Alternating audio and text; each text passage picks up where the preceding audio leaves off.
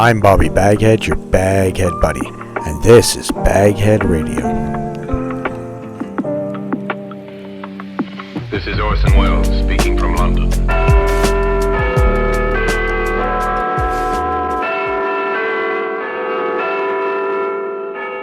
Here in the grim stone structure in the Thames, which houses Scotland Yard, is a warehouse of souvenirs.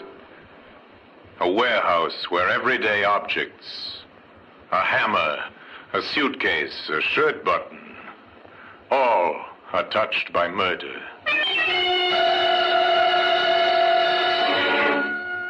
You take this canvas bag. This canvas bag might give us a lead, sir. What's that writing on it, Sergeant?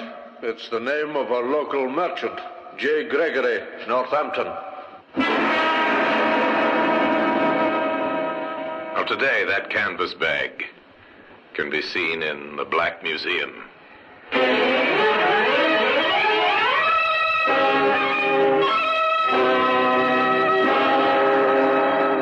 From the annals of the Criminal Investigation Department of the London Police, we bring you the dramatic stories of the crimes recorded by the objects in Scotland Yard's Gallery of Death, the Black Museum.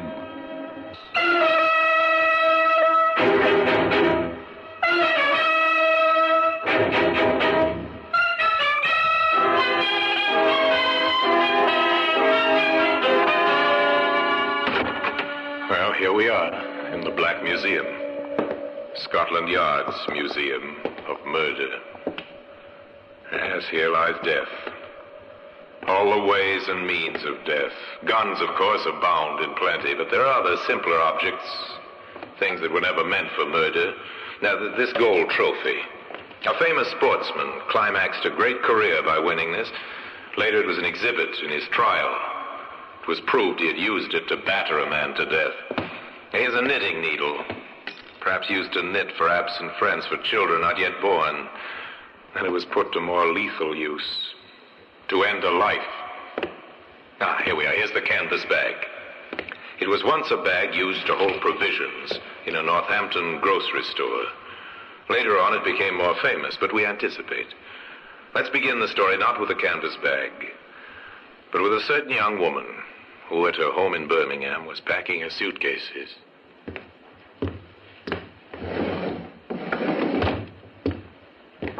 Here's another dress, Mary. Oh, thanks, Mother. And your slippers. Well, I think that must be all. Let's just have another look round. You don't want to forget anything. No, that's right. Oh, here you are, just as well I looked. Some stockings. Oh. Well, I think that's all. Yes. I'll just lock my suitcase. Mary? What, Mother? Are you sure you'll be all right? No, of course. Well, it seems such a strange arrangement, you going all the way to London alone. But what's strange about it? Tom's working in London, saving for our passages to Canada. He can't come to fetch me. Travel all that way alone. Oh, Mary, let me come with you. No, Mother. I'm not a child. You're an almost married woman, but that doesn't mean your mother still can't worry about you. Mother, really? Look, I'll be perfectly all right. Tom and I are getting married when I reach London. A month later, we'll be on our way to Canada. And we'll lose you. It's so sad. You'll write as soon as you reach London, won't you, darling? Yes, of course I will. And don't worry, please. I'll be all right. A girl leaving home to get married, an anxious mother. Nothing very new about that, except that the girl never went to London.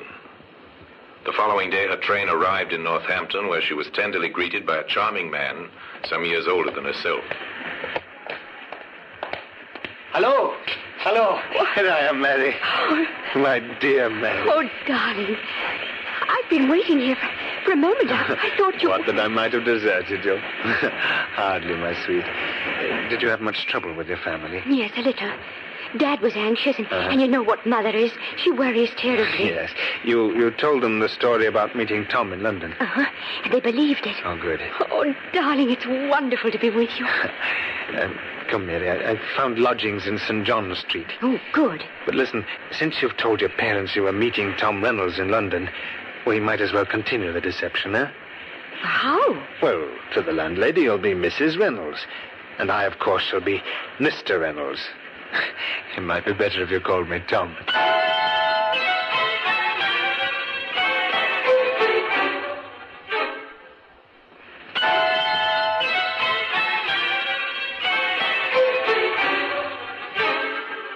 The landlady found Mr. and Mrs. Reynolds a charming couple, so devoted, so very much in love. Good afternoon. Good afternoon. I'm Mr. Reynolds. I wrote to you about a room. Oh, yes, Mr. Reynolds. I was expecting you today, just like you said in the letter. And this is my wife, Mary. Pleased to meet you, Mrs. Reynolds. I expect you'd like to see the room right away. Yes, I would. Well, if you'll just follow me. There's only one flight of stairs. Let me carry the bag, dear. It's too heavy for you. All right. Have you any idea how long you'll be staying, Mr. Reynolds? Well, I can't tell you at the moment. It depends on circumstances, doesn't it, sweetheart? Yes, dear.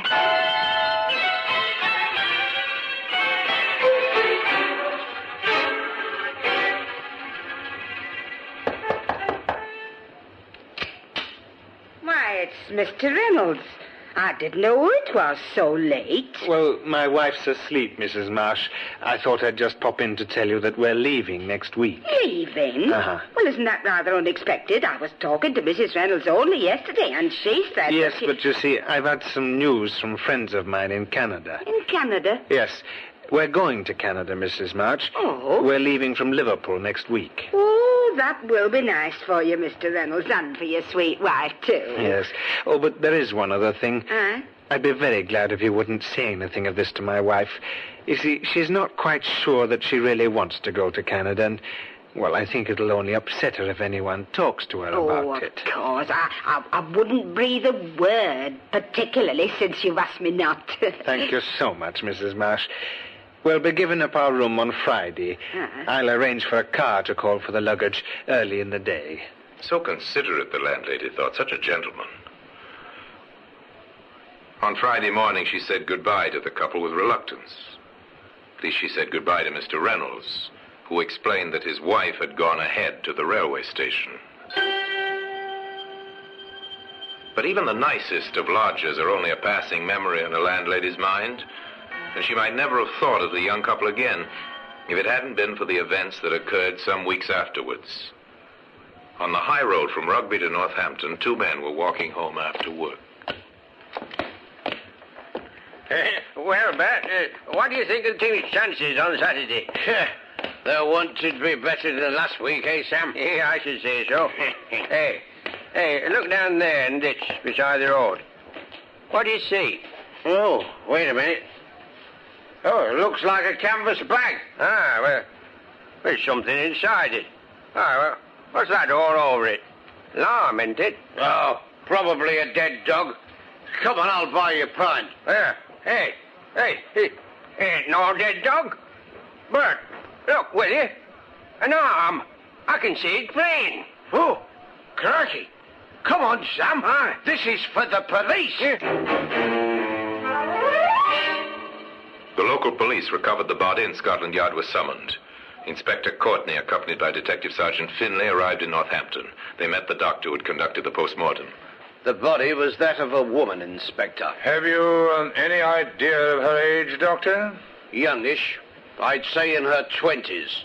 In height, a little over 5 feet. Slight build. And in what state was the body? Dismembered and partially decomposed. And the cause of death? Have you any idea about that? There's no way of telling, Inspector.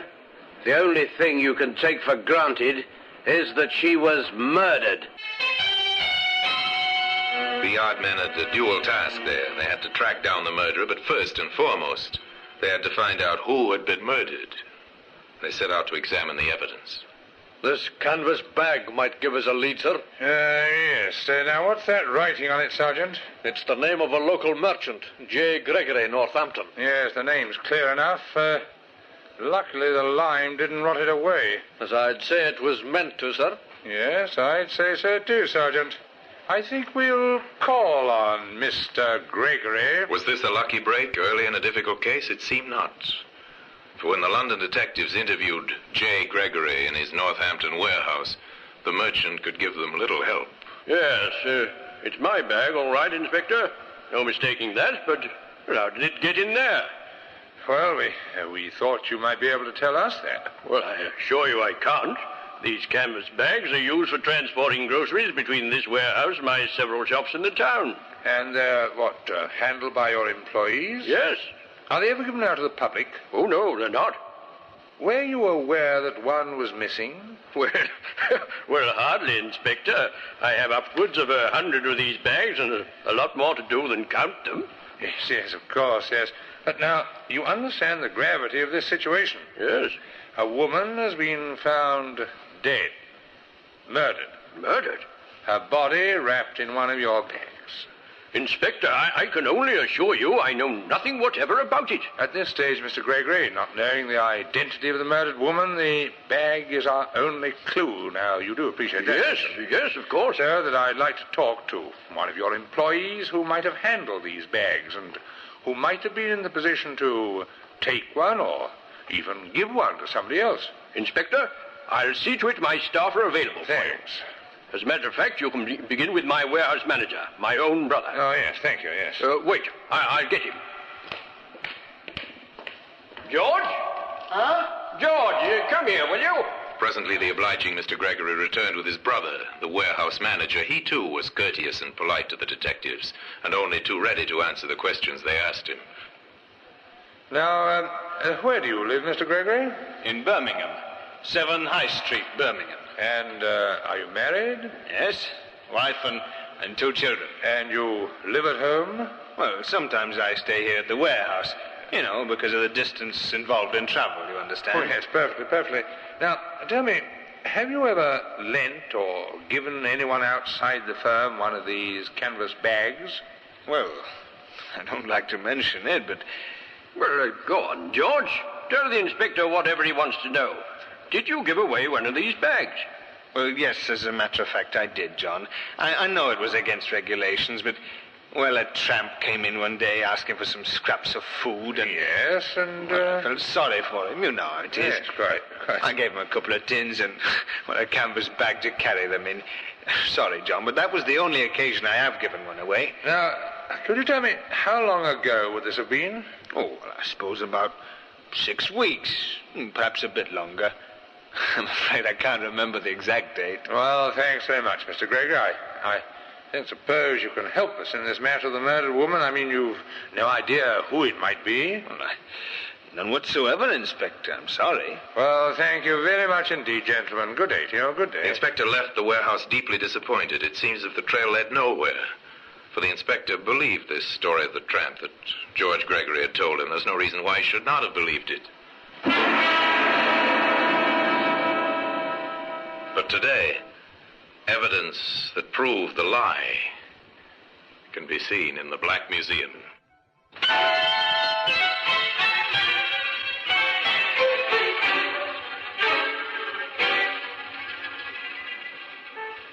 There are hundreds of women reported missing every year throughout England.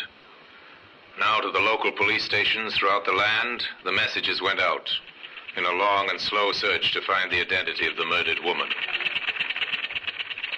Desire information on any woman reported missing within past 2 months. Special attention to young woman about 5 feet in height, of slight build, well dressed. In answer to your inquiry, we've checked all missing persons approximating to the description given in the Glasgow area during the last 2 months. There are 3 missing persons whose descriptions might fit the one given, and further investigation is being made in each case. I shall report further within the next 7 days. Hello, sir. This is Scotland Yard. We've been looking into your inquiry. And we find that in the London area there are 27 cases of missing persons. That would seem to justify investigation in relation to your inquiry. From preliminary inquiries, 13 of these cases can already be discounted. On the remainder, further inquiries are still being made. We'll be in touch with you later, sir. Goodbye. The reports came flooding into Scotland Yard. The leads faithfully followed. Dead ends, all of them. The investigation into murder was bogged down because nobody knew who had been murdered. Here's another one, Inspector. People by the name of Wilson in Birmingham. Worried about their daughter. Oh, I never knew there were so many youngsters who run away from home. Well, still, have it checked, Sergeant. Right, sir. Another patient inquiry begins. When did your daughter leave home? Where was she going? Have you heard from her? The questions were asked, the answers were written down, and the result was sent to Scotland Yard. Wilson, yes. Number 9 High Street, Birmingham. Left for London to marry a young man named Tom Reynolds. Seems like she didn't get there, sir. The family had a letter from Reynolds, just a sort of friendly note, no mention of the girl. I understand young Reynolds went to Canada, sir. He was once engaged to the girl, but they broke it off. Oh, yes? The next thing, when he was in London, the girl had a letter from him asking her to marry him and go out to Canada. Yes, but did the family see the letter? No. It was all pretty hurried. They were upset, but she seemed to be able to get her own way. Oh, I've heard this kind of thing before. Now, I wonder who the man was. Not Tom Reynolds, that's certain. His letter to the family is enclosed there, sir. Oh, let's see it, will you? Yes, wait a minute. Now, rough crossing, how is everyone? Misspelled neighbors. No, he doesn't mention her. Now, what was her name? Mary, sir. Mary Wilson, 9 High Street, Birmingham. Sergeant, that seems familiar. To me, too, sir. I can't quite place it, Wait a minute, I've got it. What, Inspector? George Gregory, that warehouse manager. His address is 7 High Street, Birmingham. Number 7? Well, that means he lives next door. Patience had paid off again. Careful and painstaking methods had given them a new lead, or rather, the renewal of an old lead. For the canvas bag had first led them to the Gregory warehouse. The detectives went back to Northampton, back to interview George Gregory. Mary Wilson, Inspector? Well, of course I knew Mary Wilson. Now, tell me, when did you last see her, Mr. Gregory? Oh, some time ago. She went to Canada, you know. She married a young chap named Reynolds. Yes, but did she marry him? Well, to the best of my knowledge, she did. You said, I knew Mary Wilson. Mm-hmm. Why the past tense? I don't know. Well, don't you always use the past tense when you're not likely to see a person again? Oh, you don't think you'll see her again? Well, Inspector, with her married and living in Canada, that'd hardly be likely, Inspector. George Gregory seemed at ease. His answers rang true. It could be nothing but a strange coincidence. Inspector Courtney gave certain instructions. I want a cable sent to Tom Reynolds in Canada. Find out if he married Mary Wilson or not. The odds are he's still single. Then Courtney went to Birmingham, to number 9 High Street, where he talked to Mary's mother. I don't want to alarm you, Mrs. Wilson, but I'm from Scotland Yard, and I want to make certain inquiries. Scotland Yard? Oh, my Mary's done nothing wrong, has she? Of course not, no. Now, tell me, Mrs. Wilson, do you really think your daughter might have gone to Canada with her young man? Oh, I don't know what to think, sir. I was always puzzled. I mean, the way she seemed to patch things up with Tom. Yes, did you question that? No, I didn't say much. I was glad, really. About her marrying the young man? Yes. Well, you see, for a while I was worried there was another man she seemed to like, but too much, if you know what I mean. Oh, you disapproved? Oh, Mary was never one to take criticism, but I didn't like it, I can tell you. Was the other man older? He was, old enough to know better. Him with a wife and 2 children of his own. I tell you, I was relieved when I thought Mary was going away to marry Tom Reynolds. Now, there's one more question I must ask you, Mum. Yes, Inspector? The name of this attentive gentleman. Well, I don't like to make anything of it, mind. No, but I'd like to know his name. Well, he happens to live next door, and his name is George Gregory.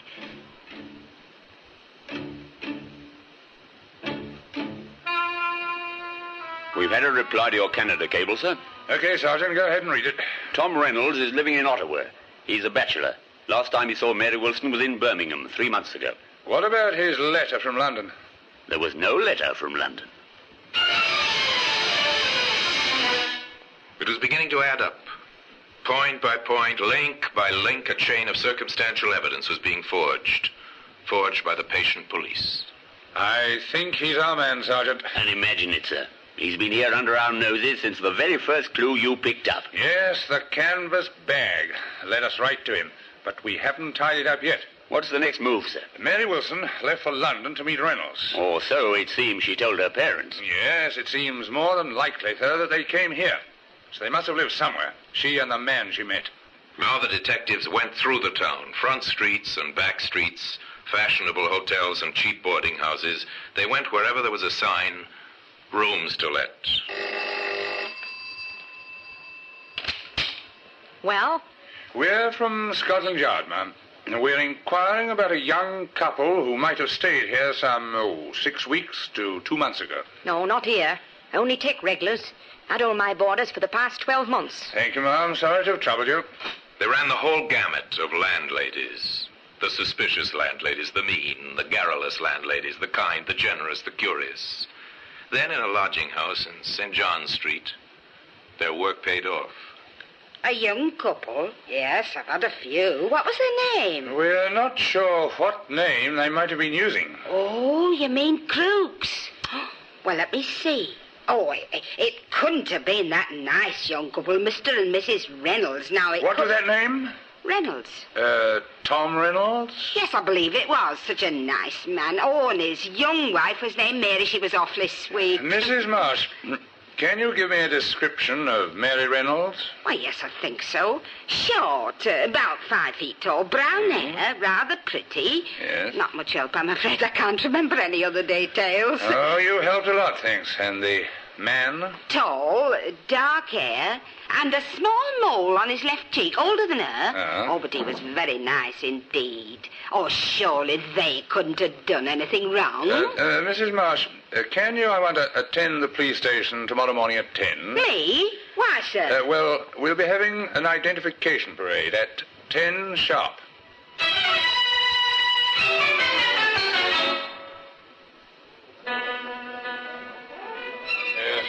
All right, quiet, everyone. I've got together a group of 8 people, Inspector. Thank you, Sergeant. Mrs. Marsh, I want you to try and identify the man you knew as Tom Reynolds. All right, Inspector, but really, I know he and his wife went to Canada. Nevertheless, if you don't mind, just walk slowly down the line and examine each man.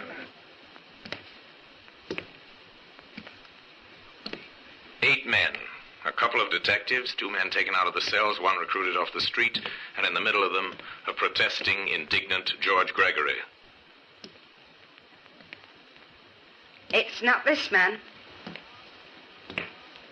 Nor this. No, not him either. Why, Mr. Reynolds. Gregory, grab him, man. I got him.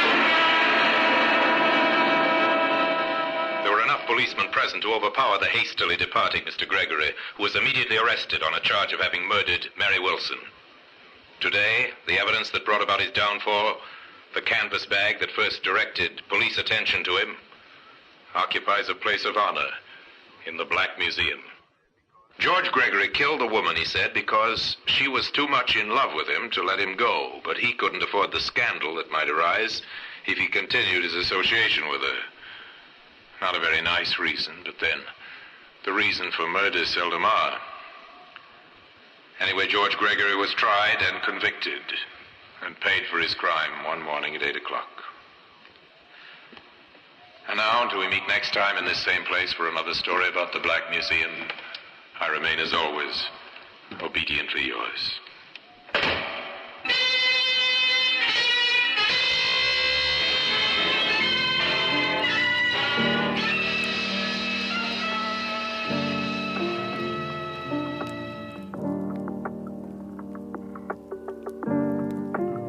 I'm your host, Bobby BagHead, your BagHead buddy, and this has been BagHead Radio. Please click like and subscribe, comment below. Stay tuned for more.